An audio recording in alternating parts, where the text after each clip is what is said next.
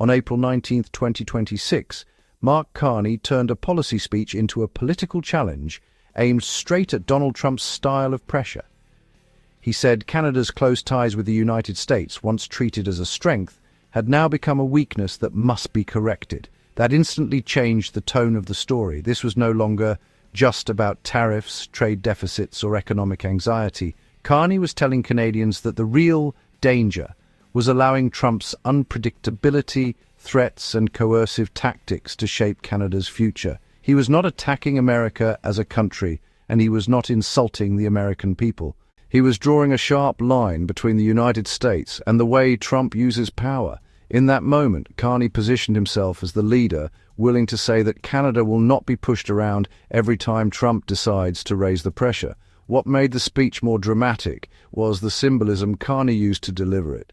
Reuters reported that he held up a toy soldier of General Isaac Brock and praised Brock and Chief Tecumseh, figures associated with resisting U.S. invasion during the War of 1812. That was not a random history lesson. It was a carefully chosen message to Canadians that this was a moment of sovereignty, resolve, and national self-respect. Carney was not saying Canada is at war with the United States.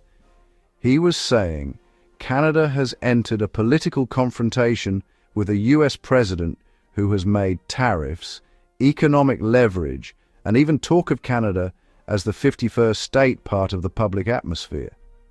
By using those symbols, Carney turned a dry economic argument into a story of national resistance against intimidation.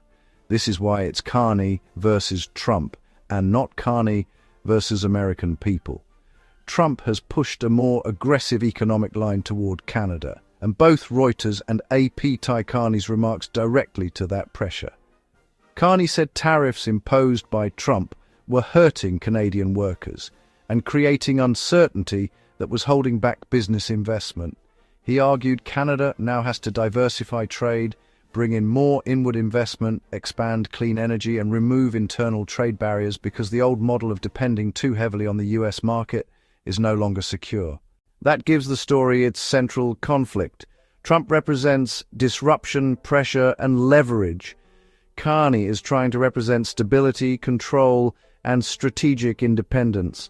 So the real clash is not Canada versus America. It is Carney versus Trump's attempt to keep Canada economically cornered and politically nervous. What makes Carney's challenge more serious is that he is not speaking from weakness. Reuters reported on April 13, 2026, that his Liberals secured a parliamentary majority, reaching 174 seats in the 343-seat House of Commons after winning 3 special elections. That means Carney now has the political room to move from rhetoric to action. He does not need to rely on opposition parties to survive key votes. And that turns his speech into something much more important. This is no longer just a prime minister trying to sound tough in front of cameras. This is a leader with a majority government telling Canadians that their economic relationship with the United States needs to be rebalanced because Trump has made the old arrangement too dangerous. And when that message comes from a prime minister with a majority government telling Canadians that their economic relationship with the United States needs to be rebalanced because Trump has made the old arrangement too dangerous, and when that message comes from a prime minister with the numbers to govern, markets, businesses, and foreign partners all start listening more carefully. But this is also where the story becomes more complex and more interesting.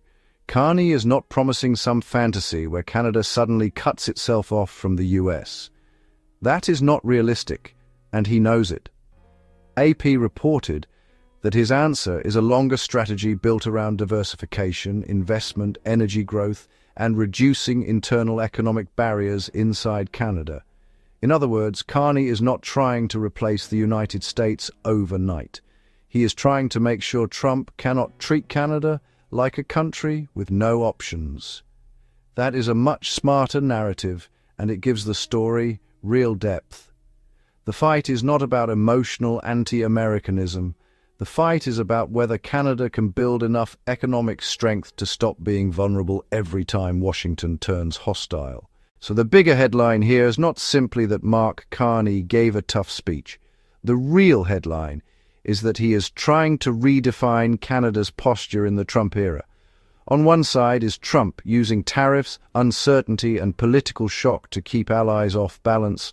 On the other is Carney trying to convince Canadians that the country must stop confusing dependency with security. That is why this story has real force. It is not a breakup with America. It is a confrontation with Trump's version of America First politics and the pressure that comes with it. And if Carney follows through, this could become the beginning of a major Canadian reset, one where Ottawa still works with Washington, but no longer trusts Trump to define the limits of Canada's future.